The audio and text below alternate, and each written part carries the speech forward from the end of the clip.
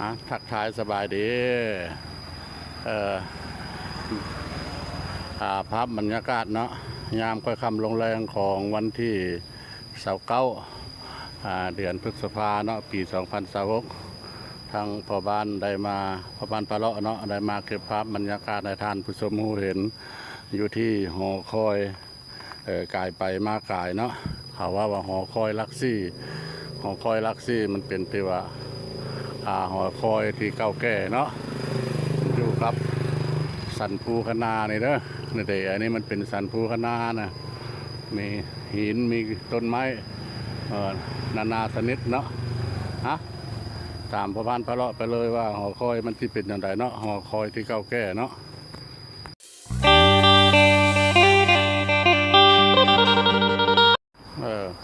อันนี้นะมาฮอตอยู่ทางด้านลุ่มเนาะ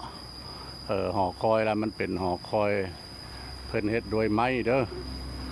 เฮ็ดโดยไม้ก็คือใช่ไหมอันไม้ตะกี้ตะเก้าคนก็ย่ามันโดกแล้วเนาะย่านเพิ่นมาปัวแปลงซ่อมแซมไม้เนาะมันมีตะก้อนแล้วมี2หลังสูงเลยท่านผู้ชมเอ้ยอันนี้เราเป็นหน้าหินเด้อเป็นหน้าพลานหินเขาว่าหอคอยลักซี่หอคอยลักซี่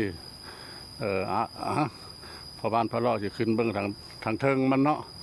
ที่เป็นอะไรเนาะขึ้นไปพร้อมพอบ้านพะเลาะเลยปะอันนี้เราฮอดบันไดเนาะเป็นเฮ็ดไม้แล้วตะกี้แล้วมันเป็นบันไดอันนั้นเนาะบันไดเป็นเฮ็ดด้วยหินเฮ็ดด้วยหินด้วยดินนี่ละปัจจุบันนี้นะเพิ่นเฮ็ดกระไดเล็กใส่เนาะเมืองแล้วเพิ่นยังใส่เวียงงานอยู่บ่หรือจังใดเนาะนี่เราเอาหัวกระไดทางขึ้นเด้อทางขึ้นภูคนาหอคอยเราตั้งอยู่เทิงพุ่นท่านผู้ชมได้มาฮอดมาถึงแล้วเด้อเพิ่นซ่อมแซมแปลงไม้เนาะตะกี้เราเพิ่นเฮ็ดด้วยไม้เพิ่นเฮ็ดด้วยไม้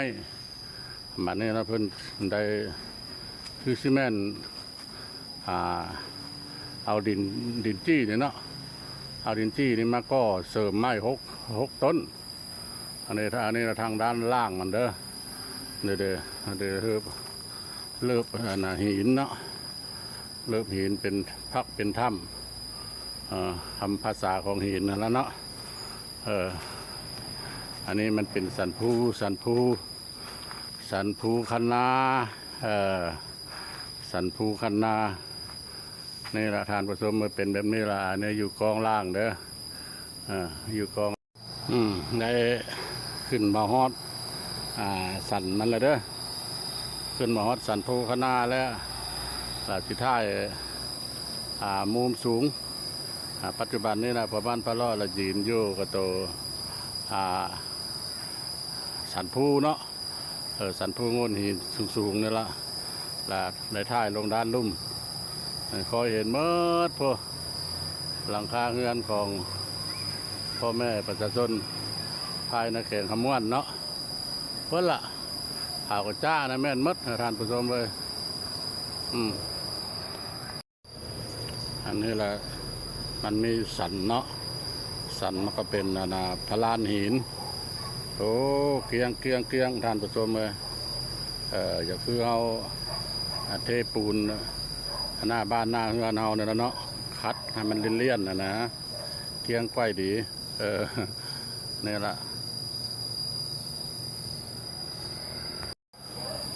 นี่แหละทางพ่อบ้านปะเลาะได้ยืนอยู่ สันภูสูงสุดเนาะคนติดกับหอคอยนี่แหละเด้อนี่เด้อหอคอยนี่เด้อหอคอยนะเป็นเฮ็ดโดยไม้เฮ็ดโดยไม้เป็นก็ยังสมไส้อยู่บ่รู้จังใดแล้วเนาะมันก็หลายปีแล้ว แต่สมัยตะกี้ตะก้อนแต่บ้านพะเลาะยังน้อยอันนี้ละคือว่ามุมเด้อคนละนะมุมหลังคาเฮือนหลังคาบ้านของพ่อแม่ประชาชนภายในเมืองตะแคก แฝงขมว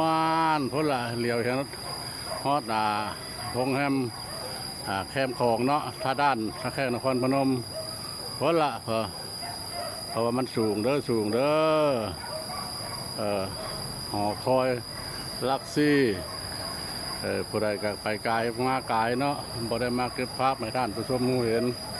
ท่านว่าFC เนาะเมืองซุปเปอร์ผู้ใดมาฮอดวงเวียนลักซี่แล้วท่านว่าอยากมาเก็บภาพบรรยากาศอยากมาเที่ยวมาชมมาลิ้นมาหัวเนาะบ่ว่าภายในหรือต่างประเทศเนาะแล้วก็ขึ้นมาถ่ายทำมาชมวิวธรรมชาติเนาะได้ดีเด้อทางพระบ้านพระโลกก็ว่าวิวก็งามอยู่เพราะว่ามันมีต้นไม้ใบหญ้าแล้วก็มีภูมีผาสูงสั้นคือเป็นจังซี่ละเนี่ยอันนี้ก็คือโงนหินอันนี้ก็คือต้นไม้เนาะต้นไม้ธรรมชาตินี่แหละเขาห้องว่าต้นมักต้องต้นมักต้องพอได้อยากมากินส้มกินมากมันก็ได้เนาะมาเบิ่งมาชมน้ำกันเด้อประมาณพระโลกอยู่บ่ได้ไก่เนาะตัวเมืองตะแคกนี่กับบ่ได้ชูมาเก็บภาพจักเถอะ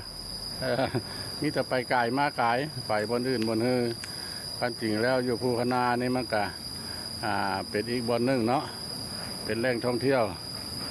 วิวธรรมชาติสวยสดงดงามมันอยู่มุมสูงเด้อท่านผู้ชมเด้อพวกถ้ามันกองพระบ้านพระโลราคาดีแน่เนาะ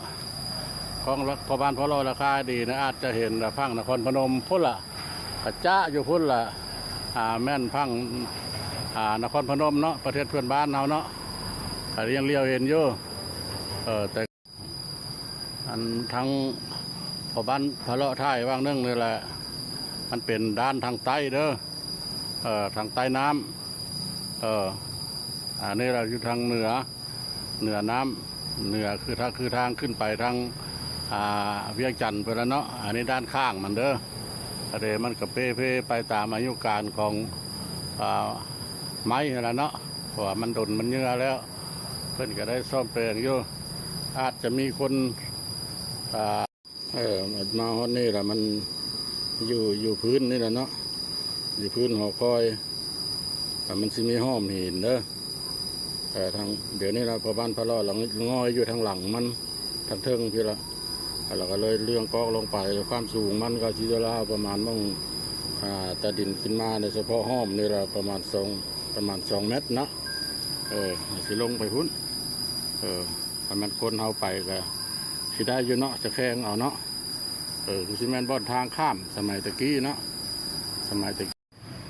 การเก็บภาพบรรยากาศเนาะที่ว่ามาถ่ายทำให้ท่านผู้ชมเห็นเรื่องหอคอยลักซี่ทางมัดทางมวลกับสิพ่อประบาณนั่นแหละเนาะจ้างนี้ไปขออนุญาตนำท่านFC ภายในหรือต่างประเทศเนาะขอจบคลิปนี้ไว้เพียงซ้ำนี้โอกาสหน้าจะพาท่านผู้ชมไปหู้ไปเห็นอีกหลายบ่อนเนาะคำว่าสบายดีสวัสดี